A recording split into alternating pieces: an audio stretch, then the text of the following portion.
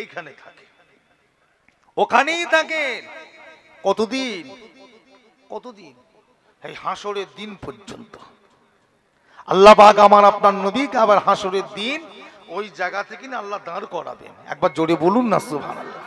ওই জায়গায় আমার নবী পাক শুয়ে আছেন সোমার মদিনা সবুজ গম্বুজের নিচে।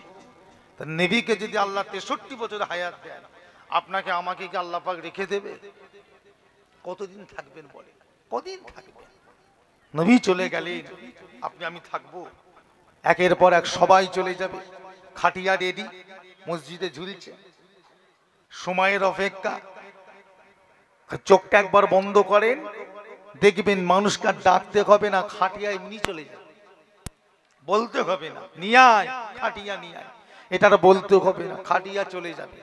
গোসল করার লোককে ডাকতে হবে না, ওরা জানে আমাদের কি গোসল করাতে হবে, চলে আসবে। কবর খোঁড়ার লোককে তাগাদা দিতে হবে না, কই গো এসো বলতে হবে না।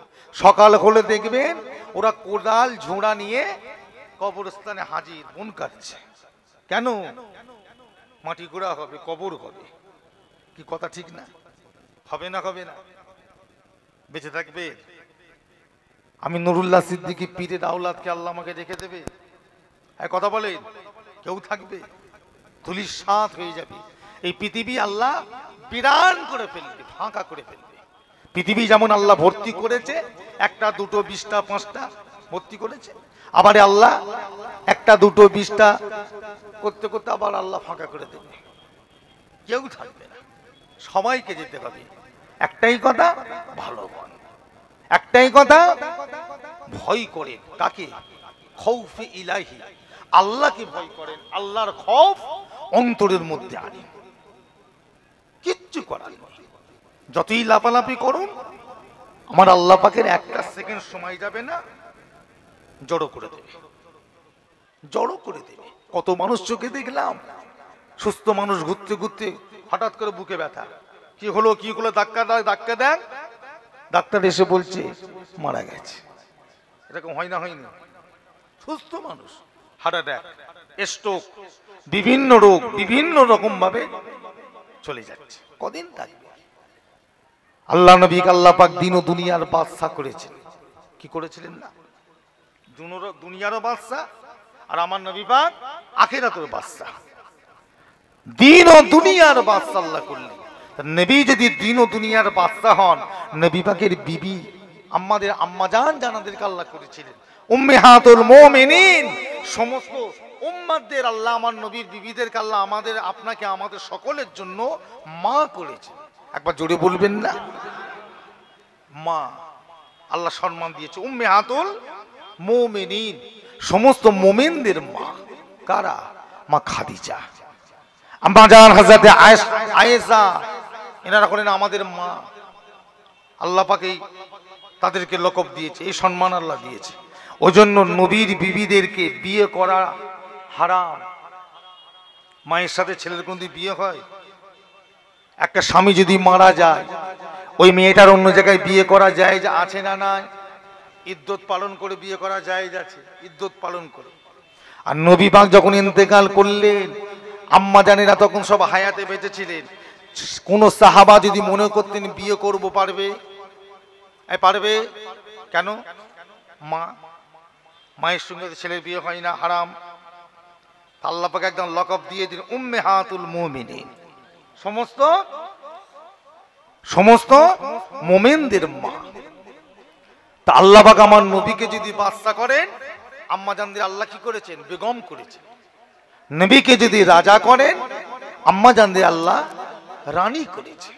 দুনিয়াতে আল্লাহ আমার নবীকে যেমন সম্মান দিয়েছেন, নবীর পাশাপাশি নবীর বিবিদেরকে আল্লাহ সম্মান দিয়েছেন। একবার জোরে বলুন না সুবহানাল্লাহ।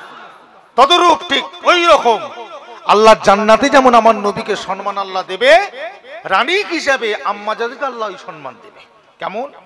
নবী পাককে সিংহাসন দেবে, আল্লাহ নবী বসবেন, পাশে সিংহাসন দেবে কার? আম্মা জানদের। আর একদিকে সিংহাসন হবে কাদের? সাহাবায়ে কিরাম, আবু বকর সিদ্দিক, হযরত ওমর, হযরত উসমান, হযরত আলী, পরস্পর একদিন একজন করে বসবে। আর একদিকে আম্মা জানেরা লাইন দিয়ে কাতার দিয়ে বসবে। আর সামনে আমাদের মতো নসিবওয়ালা তাকদীর আলা আমার নবীর উম্মতরা আমার নবীর সামনে বসবে। একবার জোরে বলবেন না? এই মজলিস, এই যে সমাবেশ জান্নাতে হবে, এই সমাবেশে কি আপনারা যোগদান করতে চান? হ্যাঁ, আপনারা কি যোগদান করতে চান? তাহলে ভালো হয়ে যান, তাহলে ভালো হন। যদি মনে করেন ওই সমাবেশে আমি যেতে চাই, ওই বিরাট সমাবেশে আমি হাজির হব, উপস্থিত হব, দুনিয়া থেকে ভালো হয়ে কবরে যান। আল্লাহর নবী একদিন রাস্তা দিয়ে যাচ্ছেন, সামনে আম্মাজান খাদিজার ঘর পড়ে গেছে। আল্লাহর নবী থমকে দাঁড়িয়ে মা খাদিজার সঙ্গে দেখা করতে গেলেন। দরজার কাছে গিয়ে ডাকলেন, খাদিজা, জি ইয়া রাসূলুল্লাহ। আম্মাজান খাদিজা দরজা খুলে দিলেন। আল্লাহর নবী ঘরের ভিতরে গেলেন। আম্মাজান হযরতে খাদিজা আল্লাহর নবীর নূরের হাতটা ধরে স্বামী হিসাবে আদর করে নিয়ে বিছানার উপর বসিয়ে দিলেন। জোরে বলুন না সুবহানাল্লাহ। বসিয়ে দিয়েছে, নবী বসে আছেন, মা খাদিজা বসে আছে। দুজনের সাংসারিক গল্প, দুনিয়াবি গল্প, আখিরাতের নানান রকম দিকে আলোচনা। হঠাৎ করে কথা বলতে বলতে আম্মাজান খাদিজা আল্লাহ রসুলের কোল মুবারকের উপরে, মা খাদিজার কোলের উপর আল্লাহ নবী আস্তে আস্তে আস্তে কাত হয়ে কোলের উপর মাথাটা দিয়ে শুয়ে পড়লেন। শুয়ে পড়েছে। স্বামী স্ত্রীর কথা যেমন হয় আলোচনা হচ্ছে। কথা হতে হতে হঠাৎ করে আল্লাহ নবী দেখছেন হযরত খাদিজা আরতুল কুবরা চোখ দিয়ে ঝড় করে পানি গড়িয়ে যাচ্ছে। আল্লাহ নবী জিজ্ঞাসা করলে, খাদিজা, তোমাকে আমি রাগ করিনি, তোমাকে আমি বকিনি, তোমাকে আমি কিছুই বললাম না, তুমি বসে বসে কাঁদছো কেন খাদিজা? কি হয়েছে বলো তো? চুপ করে আছে। খাদিজা, কি হয়েছে বলো তো, কাঁদছো কেন? চুপ করে আছে। আল্লাহ নবী বারবার করে বলছেন, খাদিজা কোনো কথা বলছে না, চুপ করে বসে ঝড় করে কাঁদছে, যেন কি একটা মনে দুঃখ লেগে গেছে, কি যেন একটা মনে কষ্ট। আল্লাহ নবী বলে, খাদিজা, তুমি যদি না বলো তাহলে আমি তোমার কষ্ট বুঝবো কি করে? তুমি যদি না বলো তা তোমার মনের কষ্ট আমি বুঝবো কি করে? খাদিজা, বলো কি হয়েছে, তোমার মনের কষ্টটা কি, আমার কাছে কি চাও, কি আশা বলো। বলি, ইয়া রাসূলুল্লাহ, বিমাল্লাম, আমি খাদিজা মনের ভিতরে একটা কথা মনে পড়ে গিয়েছে। আল্লাহ নবী বললেন, এ খাদিজা, তোমার মনে কি কথা মনে পড়েছে আমাকে বলো। ইয়া রাসূলুল্লাহ, বিমাল্লাম, আমি খাদিজা বুড়ি হয়ে গেছি, জানি না আমি কবে মারা যাব। আমি খাদিজা মারা যাবার পর আমার কবরের মধ্যে কি হবে, এই চিন্তা করে আমি খাদিজা ভয়েতে বসে বসে কাঁদে। আল্লাহ নবী বললেন, খাদিজা, ও খাদিজা, চিন্তা করো না, আমার আল্লাহ পাক তোমাকে হেফাজত করবেন। জোরে বলো। ভয় পেচ্ছে কেন? আচ্ছা, আপনারা বলেন, মা খাদিজার কবরে কিছু হবে কি? কথা বলবেন তো। মা খাদিজার কবরে কোনো ভয় আছে কি? কিসের ভয়? স্বয়ং নবী যার স্বামী, তার কবরে চিন্তা আছে, কিন্তু তিনি ভয় খাচ্ছেন। কারণ কবর কঠিন জায়গা, কবর তো কঠিন জায়গা। কবর কাউকে চেনে? এই কবর কাউকে চেনে?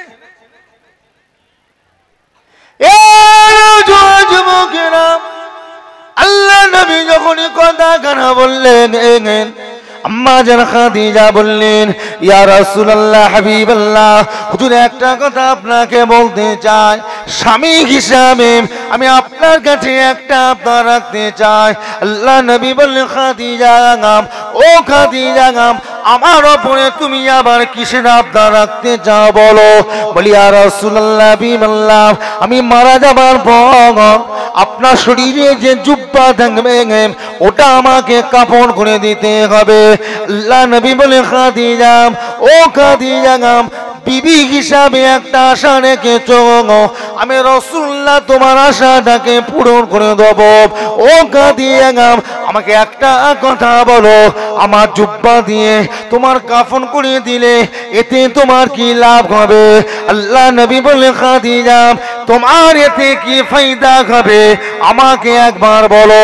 আম্মা জান খাদিজা ইয়া রাসূলুল্লাহ, হুজুর আমার মনের ভিতরে বিশ্বাস আছে আপনার জুব্বা দিয়ে যদি আমার কাফন করে দেয়া যায় আমার আল্লাহ পাক আমাকে কিয়ামত পর্যন্ত কবরে আযাব দেবে না।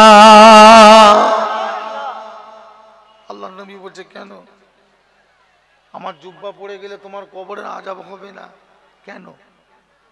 বলছে হুজুর আপনি বলেছেন না মানুষ মারা যাবার পরে যখন তাকে কবর দিয়ে যে যার মতন চলে যাবে আর কবরের দুই পাশে যে মাটি আছে না এই ধরনের লাশ রেখে দেয়া করে, এই লাশ কবরের দুপাশের মাটি হাদিস পাক এসেছে সবাই যখন চলে যাবে এই দুপাশের মাটিটা এসে ওই লাশটাকে কি করবে? টিপে ধরবে, মুলাকাত করবে, বুকে বুকে মিলবে। কেন? কষ্ট দিবার জন্য, খুশি করে আমার কাছে আল্লাহর বান্দা এসেছে আমি একটু বুকে বুকে মিলবো না? কিন্তু মিলাটা যে এত কঠিন হবে সেটা কবর জানবে কি করে? ঈদের দিনে দেখেন না, ঈদের ময়দানে এক একজন বন্ধু আছে, বন্ধু বুকে বুকে মিলতে মিলতে মাঝে মাঝে টেনে জোরে বুকে মারে, কিন্তু যে মারে টেনে সে তো আর বুঝতে পারে না সে রেডি হয়ে মারছে, কিন্তু যাকে মারে সে বুঝতে পারে কত জোরে মেরেছে। এই কথা বলবেন তো, যে মারলো সে কি জানে কত জোর লেগেছে ওকে? ও তো রেডি হয়ে বুক শক্ত করে ওকে মেরেছে, কিন্তু যাকে মেরেছে সে হারে হারে বুঝতে পেরেছে বুক কাটিয়ে গেছে। তা কবর কি করে বুঝবে কি হচ্ছে বান্দা? কবর কি জানে? কবর মুলাকাত করতে আসবে খুশি আল্লাহর বান্দা, একটু বুকে বুকে মিলি আল্লাহর বান্দা বুকে বুকে মিলবে, এত জোরে পেশাই করবে। কিতাবের মধ্যে এসেছে বান্দার শরীর হাড় হাড্ডি গোস্ত গুলো ধুলোর মতো বালুর মতো আটা চাললে যেমন চাললে হয় ওই রকম হয়ে যাবে। আবার কবর দুপাশের মাটি চলে যাবে, আবার আসবে। ঈদের দিনে আমরা কবার করে মিলি? 3 বার। কবরও 3 বার মিলবে। এই দিনটা 18 বাকির এই যে বসে আছি আমরা, আমাদের নসিবে আছে না নাই? হবে না? হবে না? হই হই করে ঘুরছেন, কে বাঁচাতে যাবে? কবরে কে যাবে? কেউ তো নেই।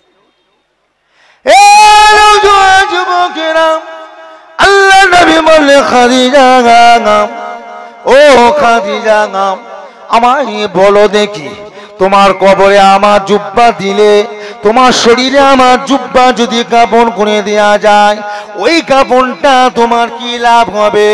আম্মা জান খাদিজা জবাব দিলেন ইয়া রাসূলুল্লাহ বিবাল্লাগাম, আমি খাদিজা বিশ্বাস করি আপনার জুব্বার মধ্যে আপনার ঘামের একটা খুশবু আছে, আপনার জেসে মুবারকের একটা খুশবু আছে, ওটা যদি আমার শরীরে থাকে কিয়ামত পর্যন্ত আমার আল্লাহ পাক আমার কবরে কোন রকমে আযাব দেবে না। জোরে বলো আল্লাহ নবী বলে খাদিজা চিন্তা করো না, ও খাদিজা চিন্তা করো না, স্বামী হিসাবে তুমি আমার বিবি, আমি নবী হিসাবে তোমার আপনার নাম আমি রাসূলুল্লাহ কবুল করে নিলাম। জোরে বলো।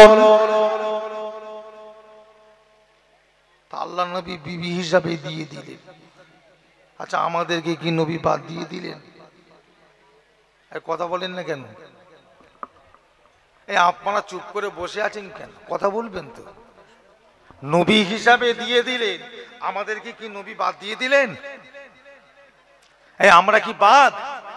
তাহলে আমার নবী আমাদের দিয়েছে,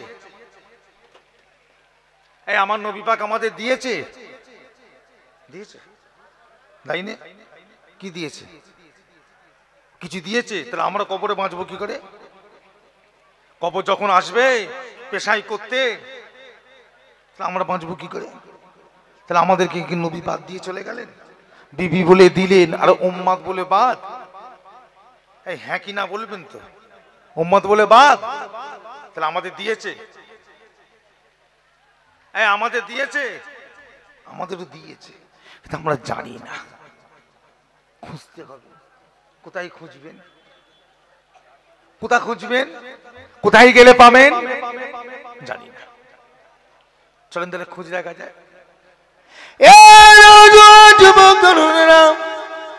আল্লাহ নবী মদিনা মসজিদে নববী শরীফে বসে আছেন। একজন সাহাবা হুজুর বসে বসে কাঁদে। আল্লাহ নবী জিজ্ঞাসা করলেন, ও বাবা সাহাবা, কি হয়েছে তোমার, তুমি কেন কাঁদো? ইয়া রাসূলুল্লাহ বিল্লাহ, হুজুর আমি চোখে কানা দেখতে পাই না, এই জন্য বসে বসে আমি কাঁদি। আল্লাহ নবী বললেন, আমার সামনে এসো। সাহাবা হুজুর যখন আল্লাহ নবীর সামনে এসে বসলেন, আল্লাহ নবী জিজ্ঞাসা করলেন, চোখে কানা তো কি হয়েছে? আল্লাহ পাক তোমাকে সৃষ্টি করেছে কানা অন্ধ, এতে কাঁদবা তোমার কি আছে? বলে হুজুর আমি সেজন্য কাঁদি না, আমি আল্লাহ পাকের দানের জন্য আমি কাঁদি না। আল্লাহ পাক যেমন আমাকে সৃষ্টি করেছেন হুজুর আমি খুশি।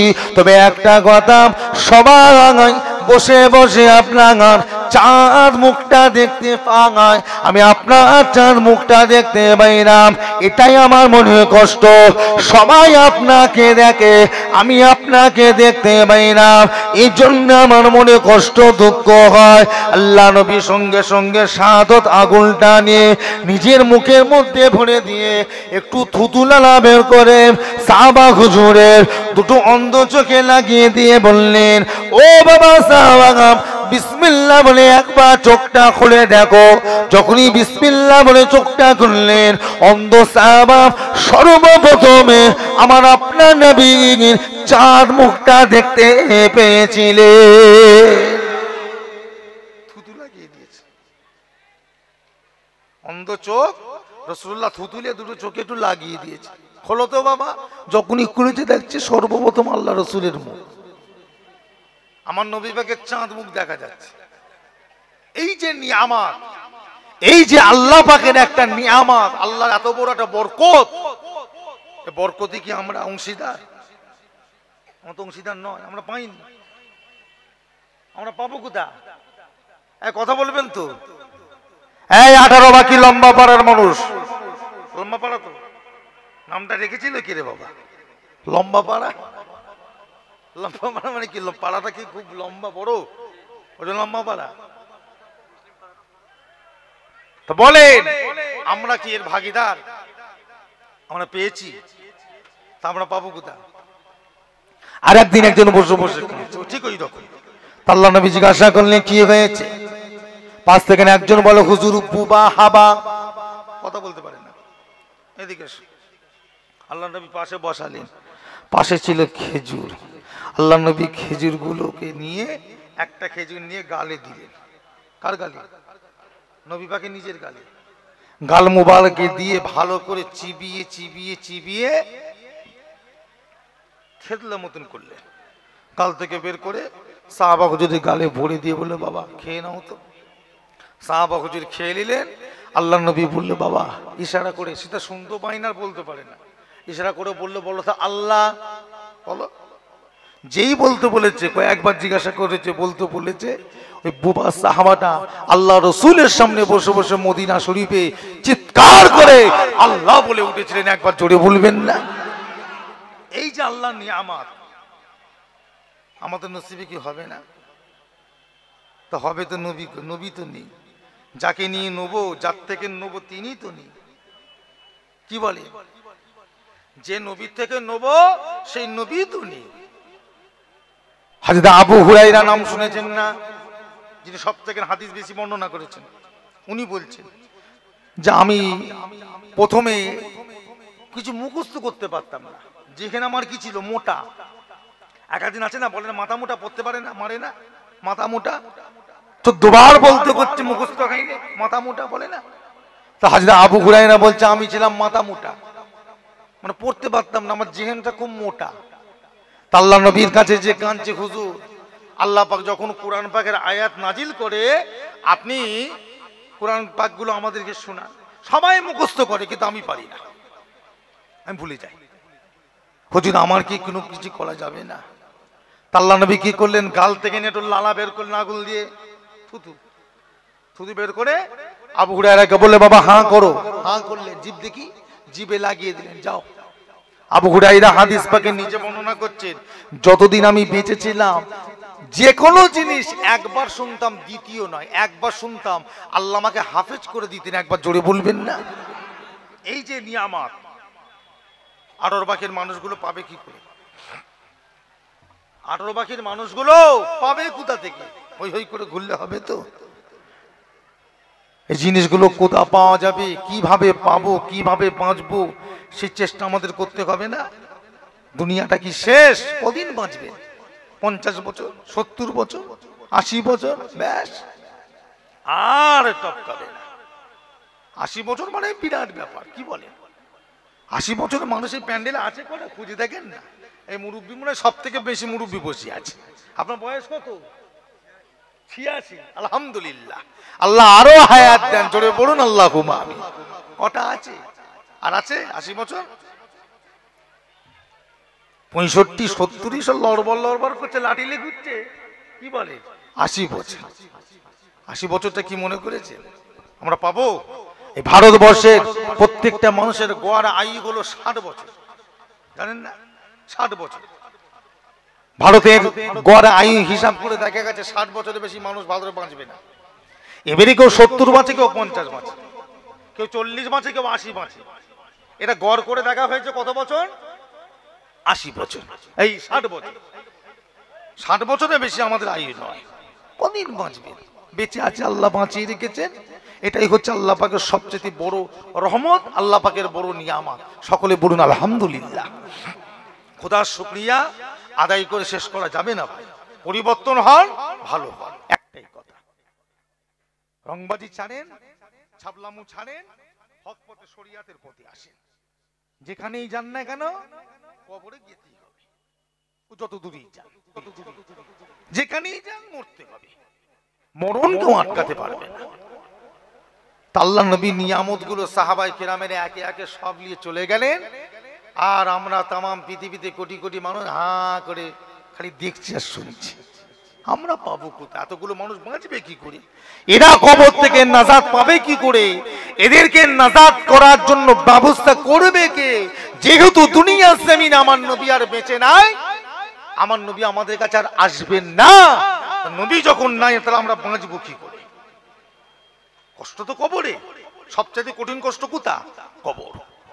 হাসরে অত কষ্ট নেই, হাসরের মাথা অত কষ্ট নেই, কিন্তু কবরে যে কবর কষ্ট আছে। কবর থেকে আর মরবে না, সবাই তো জিন্দা। আপনি কি মনে করেন মানুষ মরে গেছে মানে সব কবরে গিয়ে মরে গেছে, শেষ হয়ে গেছে নাকি? মাটি হয়ে গেছে? কেন আপনার হাদিসটা মনে নেই? আল্লাহ রসুল বলছে মানুষ মারা যাবার পর তাকে যখন কবর দিয়ে তোমরা চলে যাবে, পরক্ষণে যখন তার কবরের পাশ দিয়ে যাবে, তোমরা মুর্দাগুলোকে, কবরবাসীগুলোকে সালাম দেবে, কারণ তোমাদের সালামটা আবার আল্লাহ কবরবাসীর কবরে পৌঁছে দেবে, এবং তোমাদের সালামটা তারা শুনে তোমাদের সালামের জবাবও তারা দেবে। একবার জোরে বলবেন না? তারা কবরে সব বেঁচে আছে, এই হাদিস প্রমাণ করে দিচ্ছে। মরে গেছে মানে মাটি হয়ে গেছে, মরে গেছে মানে শেষ, এটা কিন্তু মনে করবেন না। আমরা আহলে সুন্নাতুল জামাত আকীদার মানুষ, আমাদের আকীদা হলো নবী কি বলে তামাম বিশ্বের মানুষ, শুধু নবীরা নয় তামাম বিশ্বের মানুষ কেউ কোনোদিন মরে শেষ হয়ে যায় না। আল্লাহ তাদের রেখেছে পরকালের জন্য। আমাদের দুনিয়ার জীবন, তাদের পরকালের জীবন। আল্লাহর নিয়ামত আমরা পাবো কোথায়? আবু বকর সিদ্দিক আল্লাহ রসুলের সঙ্গে করে নিয়ে যাচ্ছেন হিজরতে, সারা রাত হেঁটেছে, সারা রাত। আপনারা কি মনে করেন এই আমাদের মধ্যে এরকম সমতল রাস্তা যে দৌড়ো দৌড়ো দৌড়ো দৌড়ে চলে যাবে, এরকম রাস্তা? জীবনে কোনোদিন মক্কা শরীফে গেছেন? এই আপনারা মক্কা শরীফে কেউ গেছেন? হাজী সাহেব কেউ আছেন? এই আছে বসে, পরে জিজ্ঞাসা করে নেবে, এনার কাছে গল্প শুনবে, কত কঠিন জায়গা জিজ্ঞাসা করবে। হ্যাঁ, এমন একটা জায়গা ইচ্ছা করলে যে পালাবো, পালাবার রাস্তা নেই। চারিদিকে পাহাড় আর মরুভূমি, কোথা পালাবে? পাহাড় আর মরুভূমি, তাছাড়া কিচ্ছু নেই। কি কঠিন জায়গা। মক্কার কাফেররা যখন আল্লাহ নবীর উপরে জুলুম অত্যাচার করতো, মক্কার কাফের গুলো, আল্লাহ নবী তখন লুকিয়ে লুকিয়ে নিজের বাড়ি থেকে পাহাড়ের উপর লুকোতেন, শুনেছেন না? ওই যে পাহাড়ের উপর লুকাতেন, ওই পাহাড়টা আমার নবী পাকের বাড়ি থেকে কত দূর হবে? কম করে 10 থেকে 12 কিলোমিটার। মনে করবেন হাতে কাছাকাছি পাহাড় না, দূরে দূরে পাহাড়, পাহাড় টপকে যেতেন। সেইখানে গিয়ে লুকিয়ে থাকতেন আল্লাহর নবী। আর আম্মা জান খাদিজাতুল কুবরা মহিলা একজন বয়স্ক মানুষ হয়ে ওই অবস্থাতে 55-56 বছর বয়স, ওই অবস্থাতে লুকিয়ে লুকিয়ে গিয়ে আল্লাহর নবীকে ওই রাত্রে খানা খাইয়ে বাড়ি ফিরতেন। একবার তুমি বলবেন না এই কষ্ট দিন পৃথিবীর কোনো মানুষ করতে পারবে? হ্যাঁ, আর সেই দিন গেলে আজকে হই হই হই হই করে রং তামাশা করে ধ্বংস করছেন। আল্লাহর কাছে বিচার দিতে পারবেন তো কিয়ামতে হাসরের মাঠে? তিল তিল পরিমাণ করে একটা করে নেবে। তুমি পীরের ছেলে, তুমি ইমামের ছেলে, তুমি হাফেজের ছেলে, তুমি আলেমের ছেলে, তুমি মৌলানার ছেলে, কি তুমি নামাজির ছেলে, ও কারো ছেলে ফেলে ওইখানে টিকবে না। কি কথা ঠিক না ভুল বলছি? কখনো কোনো ছেলে টেলে টিকবে না। কি করেছো এসো, তোমার বাপও চিনি না, তোমার দাদু চিনি না। তুমি বান্দা, আমি আল্লাহ। তুমি মখলুক, আমি খালিক। তোমাকে আমি সৃষ্টি করেছি। কি কথা ঠিক না ভুল? বিচারের কাছে এসো, কি করেছো জবাব দাও। তা আবু বকর সিদ্দিক আল্লাহর নবী চলে যাচ্ছেন হিজরতে, সারা রাত হেঁটেছে। তা আবু বকর সিদ্দিক বলছে হুজুর আর হাঁটা যাবে না। কেন বাবা? বলছে সকাল হয়ে যাবে, আবু জেহেল যে খুঁজতে বেরিয়েছিল ধরে ফেলবে। তাহলে কি করা যাবে বাবা? বলছে হুজুর চলেন আমরা গিয়ে একটা কোনো গর্তের ভিতরে লুকিয়ে পড়ি, কোন একটা জায়গায় লুকিয়ে পড়ি। এই বলে আবু বকর সিদ্দিককে নিয়ে আল্লাহ রসুল একটা পাহাড়ের গর্তের মধ্যে ঢুকলেন, গুহার মধ্যে ঢুকলেন। আবু বকর সিদ্দিক আল্লাহর নবীকে বলছে হুজুর সারা রাত তো অনেক কষ্ট করে হেঁটে এসেছেন, হুজুর সারাদিন আমাদের এখানে থাকতে হবে, হুজুর কতক্ষণ বসে বসে কষ্ট করবেন, আসেন একটু আমার কোলে আপনি মাথাটা দিয়ে একটু শুয়ে পড়েন, আর আমি আবু বকর আমি পাথরের গায়ে পিঠটা ঠেকিয়ে আমিও চোখটা বন্ধ করে একটু ঘুমিয়ে পড়ি। হুজুর এই রাস্তায় ছেলেগুলো যে চিল্লাচ্ছে ওরা কারা? ওখানে ওরম করছে কেন বলো তো? কি করে জলসা হবে বলেন তো? ছেলেগুলো কি এরা কারা? একবার তাকবীর দেন, নারায়ে তাকবীর, নারায়ে তাকবীর। শয়তান ঢুকেছে, ওদেরকে দিয়ে ওই করাচ্ছে, ওরাও শেষ করছে আর আমাদের জলসা নষ্ট করছে। কথা বুঝেছেন? শয়তান ঢুকেছে। হ্যাঁ ছেলেরা, যুবকেরা রাস্তা থেকে হয় ভালো লাগে চলে এসুন, এই বাড়ি চলে যাও। জলসার পরিবেশ এইভাবে নষ্ট করুনি, নিজেরাও বসবে না আর অপরকে বসতে দেবে না, শুনবে না, বাড়ি চলে যাও। যদি ভালো না লাগে বাড়ি চলে যাও। তোমরা মেলায় ঘুরতে এসেছো, মেলা যখন হবে মেলায় যাবে, জলসার মেলা নষ্ট করুনি এইভাবে রাস্তাগুলো, যাও বাড়ি চলে যাও তোমরা। আমার ভাই জানেরা যেটা বলছিলাম, তা আল্লাহ নবীকে বলে হুজুর আমার কোলে আপনি মাথাটা দিয়ে শুয়ে পড়ে। আল্লাহ নবী মাথা মোবারকটা দিয়ে শুয়ে পড়েছে। আবু বকর সিদ্দিক পাথরে হেলানটা দিয়ে চুপ করে চোখটা বন্ধ করে বসে আছে। সূর্যের আলো উঠতে আবু বকর চেয়ে দেখছে কোথায় আছি আমরা। অন্ধকারে তো ঠিক বুঝতে পারেনি, অন্ধকারে বুঝতে পারে না। আর সূর্যের আলো ফুটতেই পরিষ্কার দেখছে গর্তের ভিতরে অনেক, গুহার ভিতরে অনেক ছোট ছোট কি গর্ত। কি করবে আবু বকর? নিজের পাগড়িটাকে নিয়ে টুকরো টুকরো করে ছিঁড়ে ছিঁড়ে সব কটা গর্ত বন্ধ করেছে, একটা বাকি আর কাপড় নেই। আবু বকর সিদ্দিক নিজের গোড়ালিটা দিয়ে টিপে চুপ করে বসে আছে। গর্তের ভিতরে ছিল সাপ, একটা সাপ। ও বেরোতে না পেরে আবু বকর সিদ্দিকের পায়ে কামড়ে দিয়েছে। ব্যাস, সাথে সাথে আবু বকর জ্বলন শুরু। তো সাপের একটা বিষ আছে না? নাই, এমনও কিছু দুনিয়াতে সাপ আছে এইখানে কামড়াবে আপনাকে এক পা আগাতে দেবেন, এইখানেই ফেলে দেবে। কি আছে না? নাই। সাপের বিষ এমন কঠিন, এত কঠিন বিষ। তা আবু বকরকে যখনই কামড়েছে জ্বলন আর যন্ত্রণা, আর শরীরটা কি হচ্ছে সবুজ হয়ে যাচ্ছে। কষ্টে তা আবু বকর বসে বসে কাঁদছে, খুব কষ্ট, আর পারলেন না, কেঁদে ফেললেন। কিন্তু কাঁদতে কাঁদতে চিন্তা করছে যদি নবী উঠে পড়ে, মনের ভিতরে কাঁদছে কিন্তু বুঝতে দিচ্ছেন না, চোখ দিয়ে পানি পড়ছে। চোখের এক ফোঁটা পানি আবু বকরের মুখ থেকে গড়িয়ে গড়িয়ে আমার আপনার নবীর চাঁদ মুখের ওপরে পড়ে গিয়েছে। আল্লাহ নবীর ঘুমটা ভেঙে গেল। আমার নবী পাক চেয়ে দেখে হযরত আবু বকর কাঁদে। ও বাবা আবু বকর, কি হয়েছে বাবা, কেন তুমি কাঁদো? হযরত আবু বকর বলে ইয়া রাসূলুল্লাহ হাবিবাল্লাহ, হুজুর আমার পায়েতে সাপে কামড়ে দিয়েছে। আল্লাহ নবী বলে কোথায় কামড়েছে একবার দেখাও। হযরত আবু বকর সিদ্দিক যখনই দেখালেন, আল্লাহ নবী নিজের মুখ মুবারক থেকে 7 আঙুলটা ঢুকিয়ে দে, একটু থুতু বের করে ওই জায়গাটায় লাগিয়ে দিলেন। হযরত আবু বকর বলে লাগাবার সঙ্গে সঙ্গে আমার আল্লাহ পাক আমার শরীরের সমস্ত জ্বালা যন্ত্রণা ঠান্ডা করে দিয়েছিলেন। একটুখানি খালি থুতু লাগিয়ে দিয়েছে, বিষ ঠান্ডা। এই যে নিয়ামত আমরা পাবো কোথায় গেলে পাবো, কার কাছে গেলে পাবো? হাজার মাথা টুকলো কি পাওয়া যাবে? এই নবীকে পাওয়া যাবে আর আমরা বাঁচবো কি করে? আমরা বাঁচবো কি করে?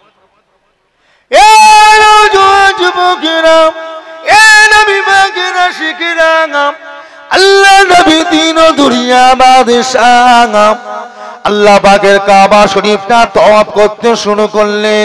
7 বার তওয়াফ যখন হয়ে গেল, 7 বার তওয়াফ হওয়ার পরে একটু পানি খাবার জন্য পাশে একটা কুয়া আছে, যে কুয়াটার নাম হলো আবে জমজমে কুয়া। কুয়াটার পাশে এসে দাঁড়ালেন, একজন সাহাবাকে বললেন ও বাবা সাহাবা, আমি রাসূলুল্লাহকে একটু পানি খাওয়াও। সাহাবা হুজুর কুয়া থেকে পানি তুলে একটা বাটি পাত্র করে আল্লাহ নবীকে পানি দিলেন। আল্লাহ নবী পানিটাকে এনে আর কাবা শরীফের দিকে মুখ করে দাঁড়িয়ে ওই পানিটা নিয়ে 3 বার দাঁড়িয়ে দাঁড়িয়ে খেলেন। এই দিন থেকে ওই আবে জমজমের পানিটা দাঁড়িয়ে খাওয়া তামাম বিশ্বের মানুষের জন্য আমার আল্লাহ পাক হালাল করে দিয়েছে। এই নওজোয়ান যুবকেরা, আমার আপনার নবী পানিটা খেলে, পানিটা খাবার পরে কিছুটা পানি ওই পাত্রের মধ্যে রয়ে গিয়েছিল। সাহাবা হুজুরকে বানিয়ে দিলেন। সাহাবা হুজুর পানিটা হাতে নিয়ে খেতে যাচ্ছে।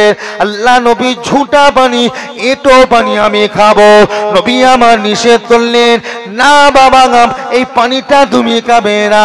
ও বাবা সাহাবা যা ছেলে জাগার পানিটা নিয়ে গিয়ে কুয়ার মধ্যে ফেলে দেয়। সাহাবা হুজুর কুয়ার মধ্যে ফেলে দিলেন। দিয়ে দাঁড়িয়ে দাঁড়িয়ে চিন্তা করছে আল্লাহ পাক আমার আপনার নবীর এটো ঝুটো পানিটা কেন কুয়ার মধ্যে ফেলে দিলেন? আল্লাহ নবী জিজ্ঞাসা করলেন হুজুর বিয়াদবি মাফ করে দেন, আমার বাপ মা আপনার কদমে কুরবান হয়ে যাক। হুজুর আপনি আমাকে একবার বলেন আপনার এটো ছোট পানিটা কেন আপনি কুয়াতে ফেলে দিলেন? আল্লাহ নবী মুচকে মুচকে এসে বললেন, ও বাবা সাহাবা, ও বাবা সাহাবারা শুনে খেতেন, আমি রাসূলুল্লাহ দুনিয়া থেকে চলে যাব। আমি চলে যাবার পরে আমার কোটি কোটি গুনাহগার উম্মাত উম্মতিরা আমি রাসূলুল্লাহর কাছে আসা যাওয়া করবে, আমাকে পাবে না। আমার জন্য কেঁদে কেঁদে ভালোবেসে কেঁদে কেঁদে ফিরে চলে যাবে। তাদেরকে বলে দেবে এই আবে জমজমের পানি না যে খাবে সে যেন মনে করে আমি রাসূলুল্লাহর এটো পানি ঝুটা পানি খাচ্ছি। জোরে বলেন এ নওজোয়ান যুবকেরা, সেই দিন থেকে আল্লাহ পাকের হাজী বান্দারা যারা হজে যায়, হজে যাবার সময় 2 টুকরা কাপড় নিয়ে যায়। যে কাপড়টার নাম হলো ইহরামের কাপড়। একটা পরতে হয়, একটা গায়ে দিতে হয়। ওই ইহরামের কাপড়টা পরে কাবা শরীফ তওয়াফ করতে হবে, মিনা মাঠে যেতে হবে, আরাফা যেতে হবে, মুজদালিফা যেতে হবে, শয়তানকে পাথর মারতে যেতে হবে। ওই কাপড়টা পরে আপনার কাবা শরীফের পাশে ওইখানে আপনার দৌড়াতে হবে। ও মাইয়ারেরা, ও নওজোয়ান যুবকেরা, এ নবীরা শেখেরা, আল্লাহ পাকের হাজী বান্দাতে যখন হজ হয়ে যায় কাপড়টাকে নিয়ে ওই আবে জমজমের পানিতে ভালো করে ধুয়ে এনে বাড়িতে রেখে দেয়।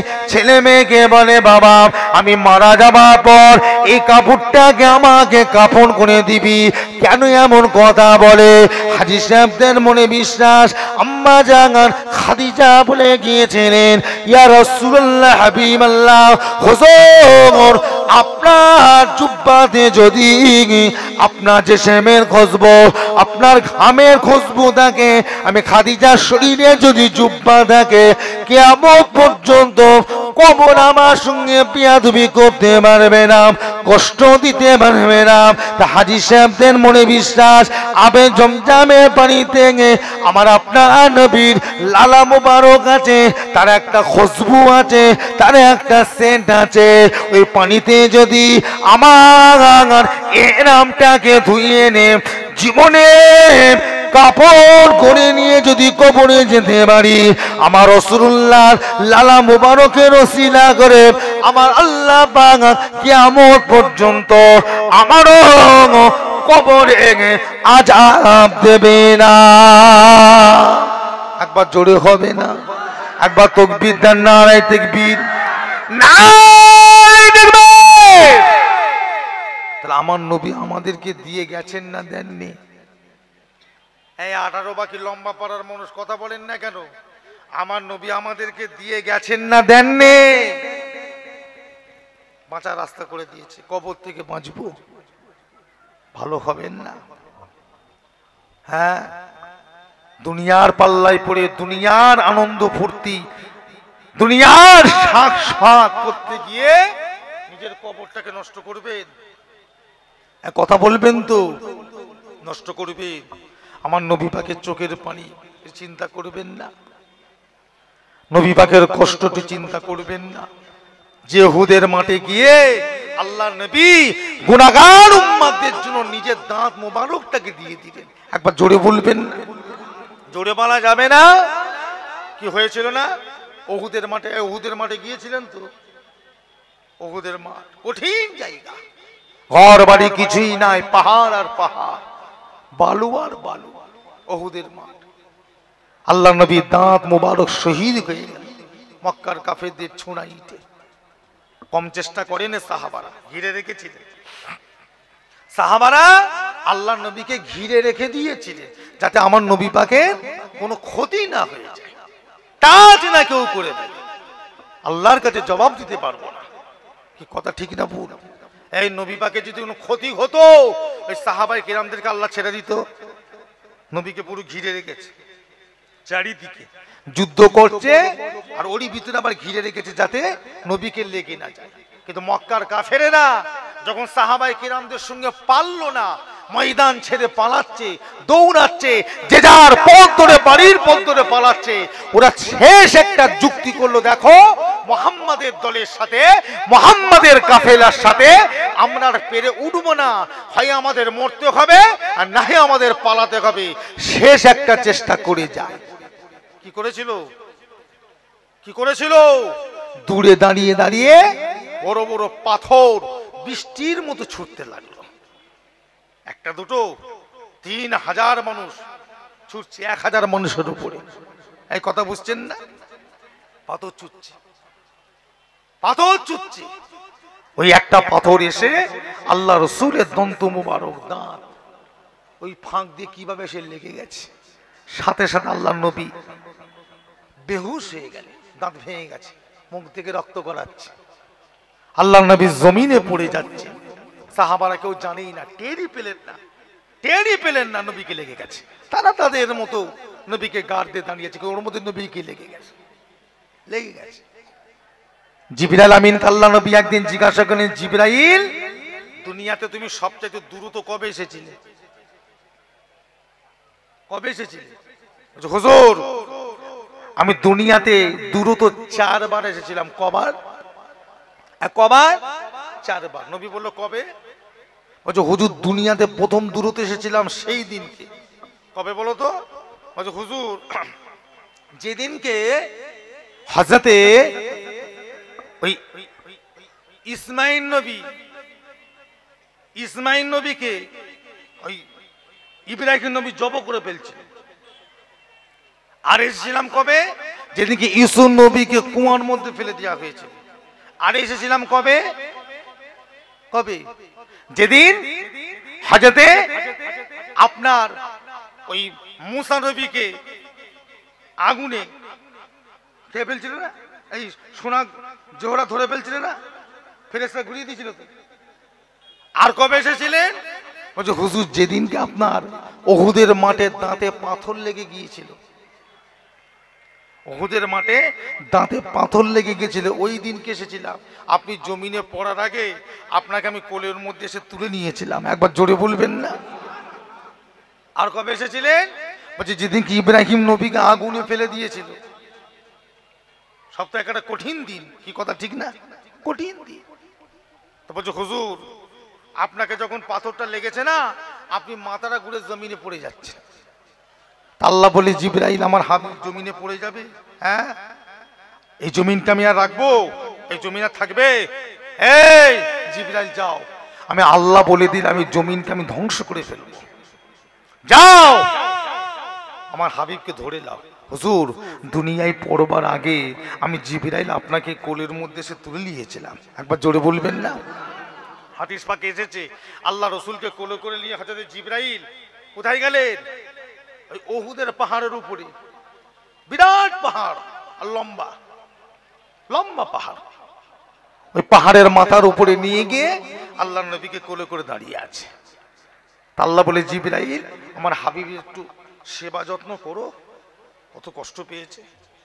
জিবরাইল আমি বলি ইয়া রাসূলুল্লাহ পাক আপনার হাবিবকে আমি কেমন করে সেবা করব? আমি যে আপনার হাবিবকে কোলের মধ্যে রেখে দিয়েছে, কি করা যাবে? জিবরাইল আমিন বলে উহুদের পাহাড়, এ উহুদের পাহাড় জলদি করে তুমি সমান হয়ে যাও। আমি জিবরাইল একজনকে শোয়াবো যিনাকে না সৃষ্টি করলে তামাম পৃথিবী আল্লাহ পাক সৃষ্টি করতেন না, যিনাকে না বানালে তোমাকে আমাকে বানাতো না।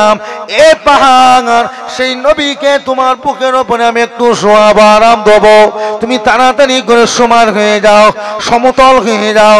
বলার সাথে সাথে উহুদের এবড়ো খেবড়ো উঁচু নিচু জমিনটা সমান হয়ে গেল।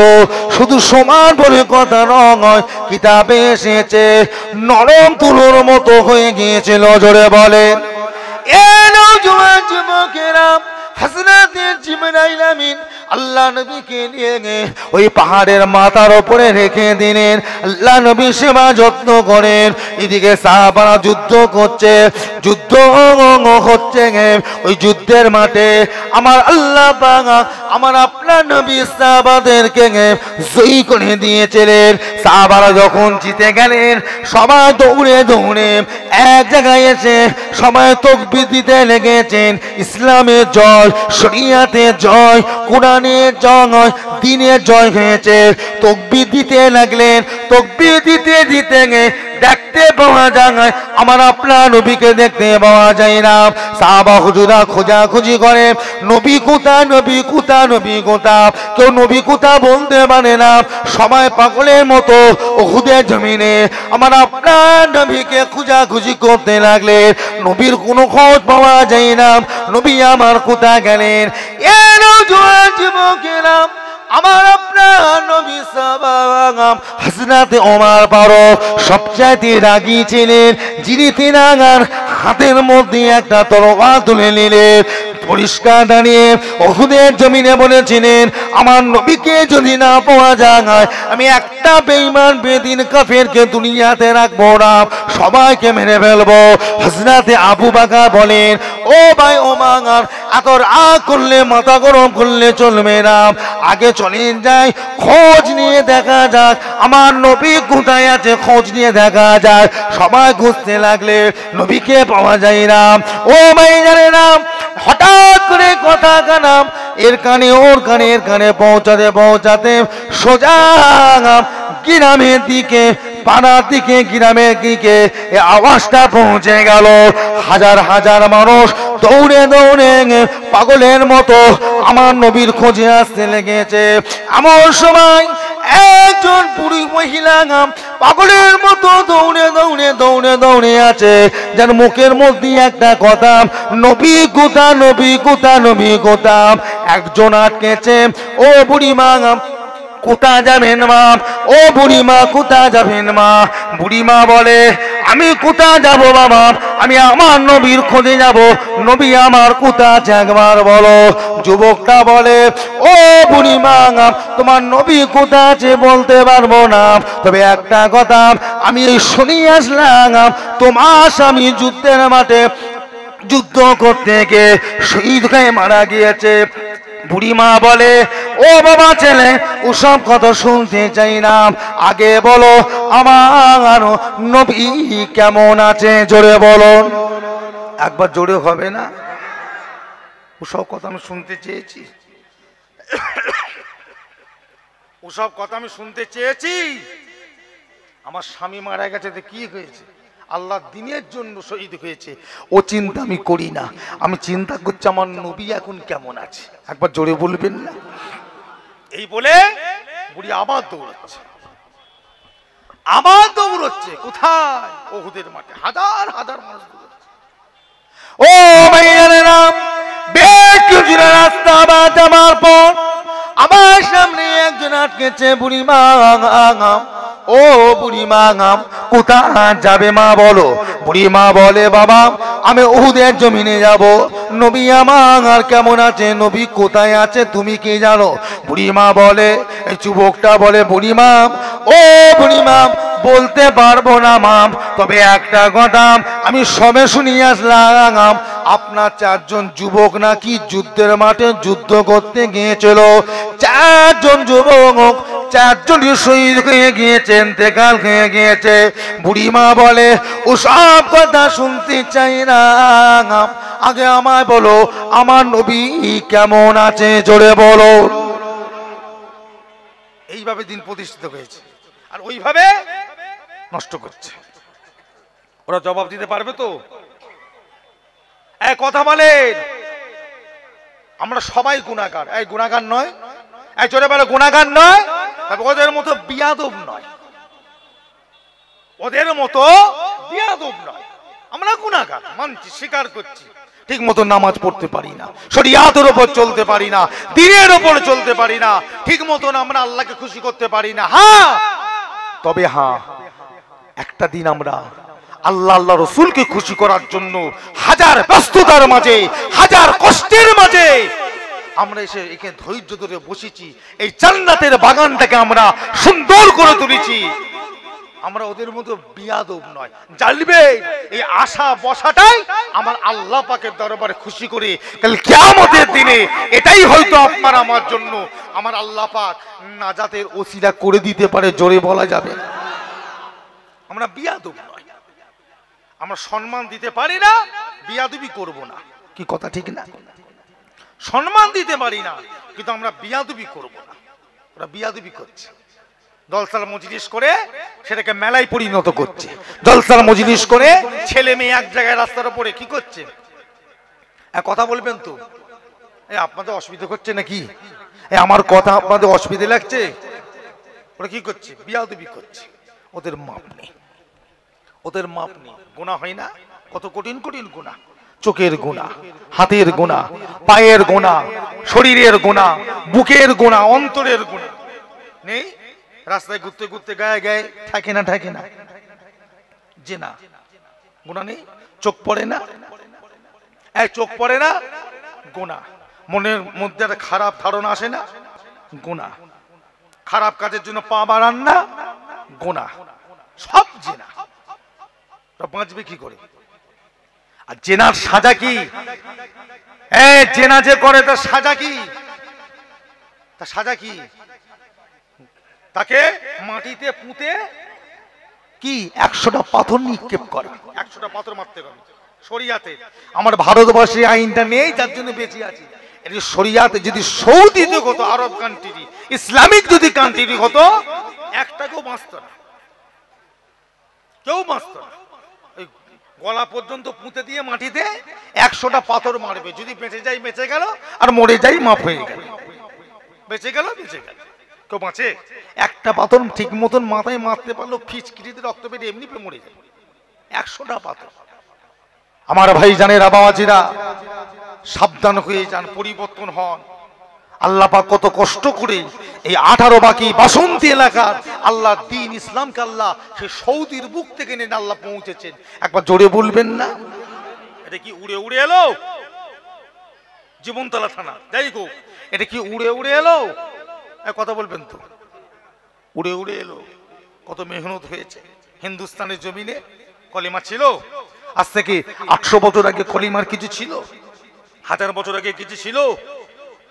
ওই খাজা গরিবের নামাজ আজ বিদেশি আছে, যিনাকে আল্লাহ নবী স্বপ্নে দেখালেন, এ মঈনুদ্দিন যাও যাও, আমি তোমাকে হুকুম দিলাম, পূর্ব একটা দেশ আছে, নাম হলো হিন্দুস্তান, ওইখানে গিয়ে আমার দ্বীন ইসলাম, আমার দ্বীনের দাওয়াত দাও। একবার জোরে বলবেন না? যাও ভারতে চলে যাও, ভারতে চলে যাও। খাজা বাবা এসে, ওই পৃথ্বীরাজ বাদশা ছিল তখন ভারতে, আর যুগী জয়পাল ছিল কি জাদুঘর। ওই জাদুঘরের এত পাওয়ার পাথরকে শূন্য করে ফেলতো, এত ক্ষমতা ছিল, পাথরকে শূন্য অবস্থায় ভাসিয়ে ফেলতো। খাজা হুজুরের উপর কম অত্যাচার, কম জুলুম করে না। খাজা হুজুর বাপের বেটা, তাদের কাছে মাথা নত না করে আল্লাহর দ্বীনের জন্য, শরিয়াতের জন্য, কোরআনের জন্য এই হিন্দুস্তানের জমিনে আল্লাহর দ্বীন কালিমাকে প্রতিষ্ঠিত করার জন্য আগিয়ে গিয়ে মানুষের দৌড়ে দৌড়ে দ্বীনে বেরোতে দিত না, দিনের বেলা বেরোতে দিত না। তাকে কি বলে, নজরবন্দি করে রেখেছিল। ওরই ফাঁকে লুকিয়ে লুকিয়ে গভীর রাতে মানুষের জানালার কাছে, দরজার কাছে ঠুকা দিয়ে দিয়ে মানুষকে ডাকতেন, বাবা আই বাবা, আই বাবা, এসব অন্যায় ছাড়, জুলুম ছাড়, অত্যাচার ছাড়, শিরক বিদআত ছাড়, আয় আল্লাহর দ্বীনের পথে আয়। তাদেরকে ধরে ধরে রাতের অন্ধকারে তাদের কলেমা পড়ে মুসলমান করে এই হিন্দুস্তানের জমিনে যিনি নিজ হাতে 1 লক্ষ 2 লক্ষ নয় 90 লক্ষ কাফেরকে মুসলমান করেছিলেন। একবার জোরে বলুন সুবহানাল্লাহ। একবার জোরে বলা যাবে না?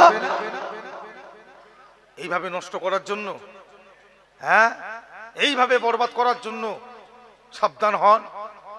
মুজাহিদুজ্জামান কত কষ্ট করি, কত কষ্ট, কম বাঁধা খেয়েছে, হ্যাঁ, কম বাঁধা পেয়েছে। তখন এই বাসন্তী, এই জীবন দ্বারা মনে করতেন কি এমনি চলে আসতে? কত নদী, নদ নদী, এখন তো সব ব্রিজ হয়ে গেছে, সব নৌকায় করে, খিয়াই করে, নৌকায় করে পার হয়ে এই সমস্ত এলাকায়, এই সমস্ত এলাকাগুলো আল্লাহ দ্বীনের জন্য মানুষের দৌড়ে ঘুরতেন। কি ঘুরতেন না? তবেই তো বাবাজি আজকে 18 বাকি আমাদের লম্বা পাড়া গ্রামে মসজিদ দেখতে পাচ্ছেন, মাদ্রাসা দেখতে পাচ্ছেন, মানুষের মুখে মুখে দাড়ি দেখতে পাচ্ছেন, টুপি দেখতে পাচ্ছেন, জুব্বা দেখতে পাচ্ছেন। আজকে নিশ্চিন্তায় বুক ফেলিয়ে আল্লাহ রাসূলের কথা বলতে পারছেন। কি কথা ঠিক না? কলেমা দাওয়াত দিতে পারছেন, মসজিদে বাকায়দা 5 ওয়াক্ত বুক ফুলিয়ে আল্লাহর নামে আযান দিতে পারছেন। কি গো আজকে এমনি? আবার সেই দিন কিন্তু আস্তে আস্তে ঘনিয়ে আসছে। কি আসে না? উত্তরপ্রদেশ চলে যান, আসাম চলে যান, ত্রিপুরা চলে যান, হরিয়ানা চলে যান, গুজরাট চলে যান, ভারতবর্ষের অনেক রাজ্য আছে যেখানে কি জান খুলে যে আমরা যে বাকায়দা ঘুরছি ফিরছি, নড়াচড়া করছি, আবার তারা ডান দিক বাঁ দিক চেয়ে কি গো চলতে হয়। কি কথা ঠিক না? এটা নামাজ পড়বেন, মসজিদ নাই, ফাঁকা জমিনে দাঁড়িয়ে নামাজ পড়বেন। কি গো কিছু কিছু আছে তারা আবার এরকম দেখলে পাশে দাঁড়িয়ে আবার স্লোগান দেয়, দিচ্ছে না? মানে সেই দিন আবার ফিরে আসছে। এর জন্য দায়ী কারা?